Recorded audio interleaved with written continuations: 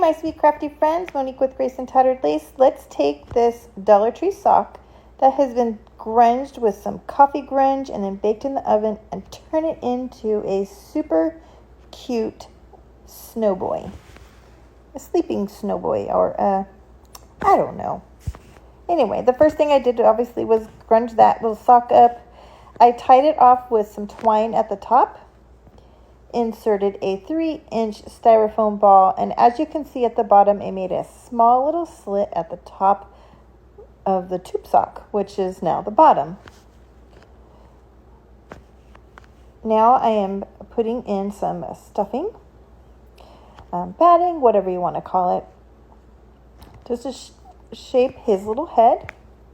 Now I have a little piece of coffee grunged fabric that we're going to tie around his neck as his little scarf.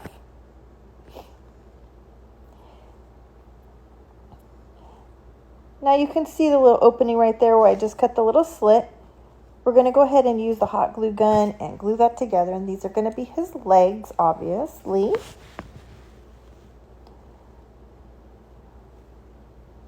Just using my little mini spatula there to press that glue down and hold it. Okay, now I have 2 wooden dowels that I forgot to put in. So we're going to shove it up his little body there. Stick it into the styrofoam ball. Because we're going to stand him on a cute little wooden piece in a bit. All right, look at how cute that is. Okay, we will finish gluing his legs and we'll put a little extra stuffing inside there.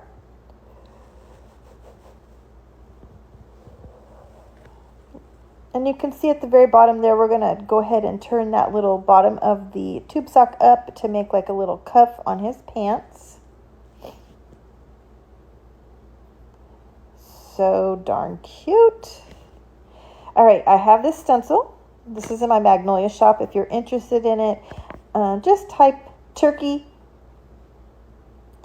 and I'll send you the link. I love this stencil because it has so many versatilities in it. Not just for the turkey for the holiday, but I love all of that old country store-like writing at the top. Can be used in so many different ways.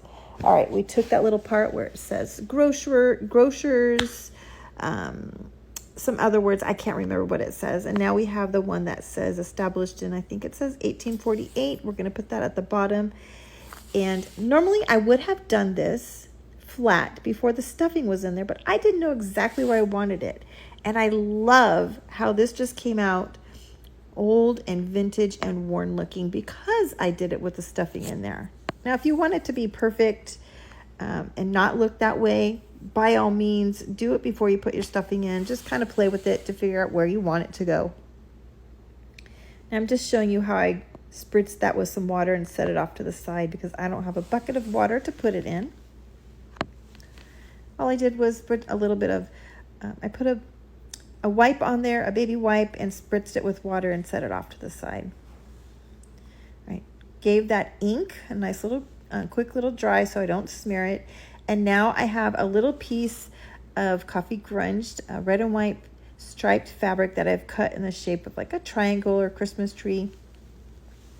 We're going to wrap that around his head as his little sleeping cap.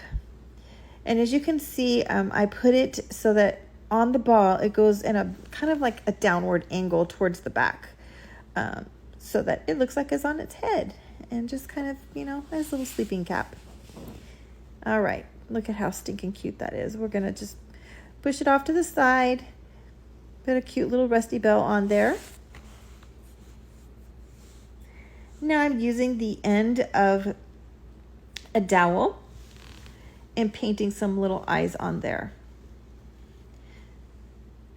Now I have a little wooden skewer from Dollar Tree that we're going to paint orange for his nose. Now, after I put this little stick in his nose on his face, it did pull my eyes in rather tight and it made him look like he was cross-eyed, which we did fix. You can see his little cross eyes there. So make sure you put the nose in first before you do the eyes. I did end up fixing the eyes.